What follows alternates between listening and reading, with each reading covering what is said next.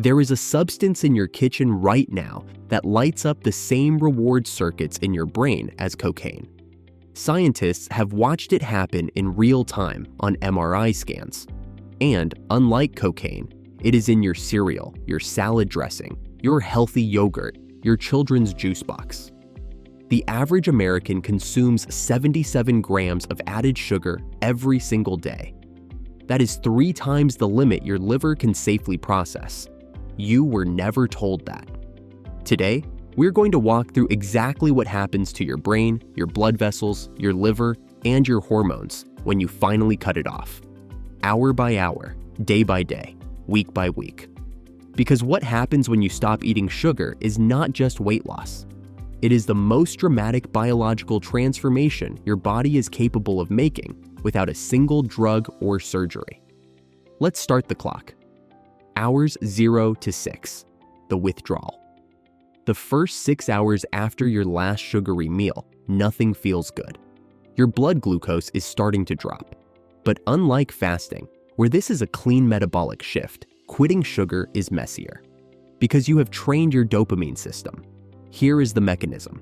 Every time you eat sugar, your brain releases dopamine in the nucleus accumbens, the same reward center activated by addictive drugs. Over time, your brain compensates. It downregulates dopamine receptors. It reduces its own sensitivity to the signal. This means you need more sugar to feel the same pleasure. And when the sugar stops, your dopamine flatlines. This is why the first 6 hours feel like this: irritability, difficulty concentrating, a low-grade headache sitting behind your eyes. You might feel a strange emptiness, like something is missing. That feeling is biochemically real. Your reward system is in a mild state of withdrawal. At the same time, your insulin, which has been chronically elevated from years of sugar consumption, is trying to find a new baseline. Every cell in your body has become somewhat resistant to insulin's signal from the repeated flooding. Your cells are like a neighbor who has heard a car alarm so many times they stopped looking out the window. That is insulin resistance. And right now, your system is confused. Do not quit here. This is the cost of entry. Hours 6 to 24. The liver wakes up here is something almost no one talks about. Sugar doesn't just affect your waistline. It attacks your liver in a way that alcohol does. When you eat fructose, the sweet half of table sugar, it bypasses the normal glucose pathway and goes almost entirely to your liver. Your liver is the only organ that can metabolize fructose in meaningful amounts. When you are dumping 77 grams of added sugar a day into your system, your liver is overwhelmed. It converts the excess fructose into fat. This fat accumulates inside the liver. Doctors call it non-alcoholic fatty liver disease, and 25% of adults now have it. Most of them have no idea. Within the first 24 hours of cutting sugar, your liver gets its first real break, possibly in years. The fat synthesis pathways slow down. The enzyme DNAL1C, responsible for converting sugar to liver fat, begins to downregulate. Your liver is not healed yet, but for the first time in a long time, the assembly line has paused. Also happening in this window, your triglycerides, the fat particles in your blood, begin to drop. Within just one day, studies have measured statistically significant drops in blood triglycerides when sugar is removed. Your blood is literally getting cleaner in real time. Days 2 to 5. The hunger rewire day 2 is often the hardest day. The dopamine dip is still real. Your cravings will peak somewhere around 36 to 48 hours in. Your brain is loudly demanding its supply. You will find yourself standing in front of the pantry, not even hungry, just searching. This is the cue craving response. Your brain has linked certain environments, certain times of day, certain emotions, to the dopamine hit of sugar. Those neural pathways are firing, but there is no reward coming. This is where most people fail.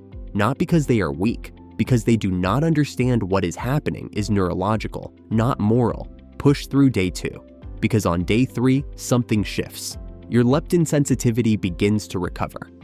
Leptin is the hormone your fat cells release to tell your brain you are full. You've heard of leptin resistance. the state where your brain stops hearing that signal. Sugar is one of the primary drivers of leptin resistance.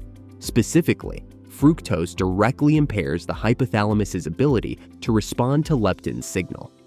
As fructose clears your system, that communication line starts to reopen.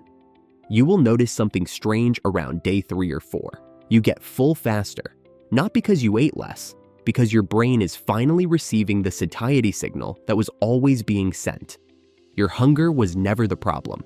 Your broken receiver was the problem. And it's healing. Days 5 to 10, inflammation retreats. Sugar is pro-inflammatory at a molecular level. Here is the exact mechanism. When glucose spikes in your blood, it triggers a process called glycation. Glucose molecules attach to proteins and fats in your body and damage them. These damaged molecules are called advanced glycation end products. And the scientific community chose that acronym deliberately, AGS, because they age you. They stiffen your arteries. They cloud the proteins in your eye lenses.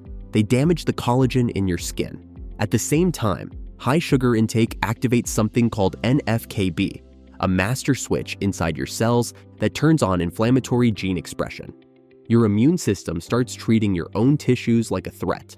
By days 5 through 10 of no sugar, your inflammatory markers begin to fall measurably. CRP, C-reactive protein, the blood marker doctors use to measure systemic inflammation, drops. Studies on children switching from high-sugar diets to equivalent-calorie low-sugar diets saw a 49% drop in liver fat and significant drops in all inflammatory markers in just 9 days.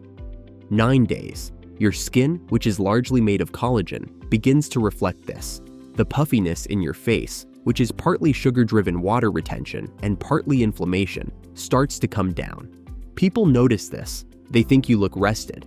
What they are seeing is your face without chronic low-grade inflammatory swelling. Days 10 to 30. The brain comes back online. This is the phase people do not expect. Between day 10 and day 30, your cognition changes. The mechanism: chronic high sugar impairs a molecule called BDNF, brain-derived neurotrophic factor. Think of BDNF as fertilizer for your brain. It promotes the growth of new neurons. It strengthens existing connections. It protects against neurodegeneration. Studies in rodents show that high fructose diets slash BDNF levels dramatically, impairing the hippocampus, the brain's memory center.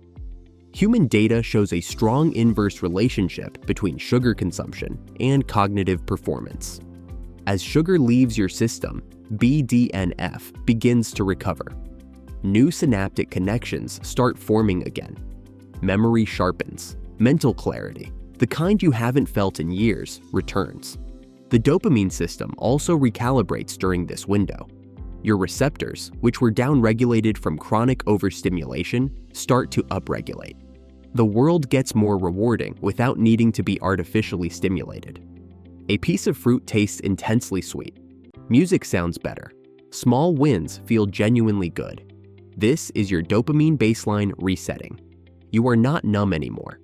People who complete 30 days without sugar consistently report this as the most unexpected benefit, not the weight, the feeling that their brain is back. The cardiovascular system. Let's talk about your heart, because this is where sugar's damage is most deadly and least discussed.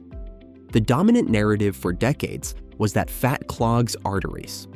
But the science tells a more complicated story. Sugar drives the production of small, dense LDL particles, the type most associated with arterial plaque formation. Sugar raises triglycerides. Sugar elevates uric acid, which directly damages the endothelium, the delicate lining of your blood vessels. Sugar causes insulin resistance, which forces the pancreas to produce more insulin, and chronic high insulin itself promotes arterial wall thickening. The cardiologist Robert Lustig has spent his career making this case. The sugar industry spent decades funding research to point the finger at dietary fat, deliberately burying the evidence against sugar. We are living in the cardiovascular consequences of that decision. Within 30 days of removing added sugar, blood pressure drops in many patients. Triglycerides fall. Small dense LDL particles decrease. The endothelium begins to repair itself.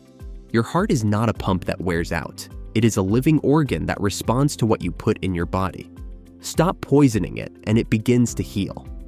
What to actually do now? The practical reality. You cannot simply stop eating sugar if you are eating processed food. Sugar is hidden under 61 different names on ingredient labels: dextrose, maltose, rice syrup, evaporated cane juice, agave nectar. The food industry engineered this deliberately, knowing that if the word sugar appeared multiple times on a label, consumers would avoid it. By using different names for the same molecule, they bury it. The only clean move is to cook your own food and read every label. Step 1. Eliminate the obvious. Soda, juice, candy, pastries, sweetened coffee drinks. These are pure delivery vehicles with no nutritional justification. Step 2. Audit your healthy foods. Flavored yogurt often contains more sugar than a candy bar. Granola, protein bars, tomato sauce from a jar. These are the hidden sources that keep your insulin elevated all day without you realizing it. Step 3. Replace the craving mechanism. When a craving hits, eat fat and protein. A handful of walnuts, 2 eggs, a piece of cheese. Fat and protein activate the same satiety pathways through different mechanisms. They do not spike dopamine the same way, but they kill the crave signal within 15 to 20 minutes. Step 4. Give it 14 days before you judge. The first 5 days are withdrawal. Days 5 through 10, your taste buds recalibrate. By day 14, foods that used to seem normal will taste aggressively sweet. You will not want to go back. Here is the summary of what we just walked through. Within hours, your liver gets its first break and triglycerides start to fall. Within days, your hunger hormones begin to rebalance, your dopamine system starts to reset, and inflammation retreats measurably. Within weeks, your brain recalibrates, your cardiovascular risk markers improve, and your skin reflects the change. Sugar is not food with a flaw. It is, at the doses modern humans consume it, a chronic low-level toxin that attacks your liver, hijacks your brain, inflames your arteries, and accelerates your biological aging. The good news is that your body is not passive. It is waiting for the chance to fix this. Every system we talked about today has the capacity to heal. All it needs is for the assault to stop.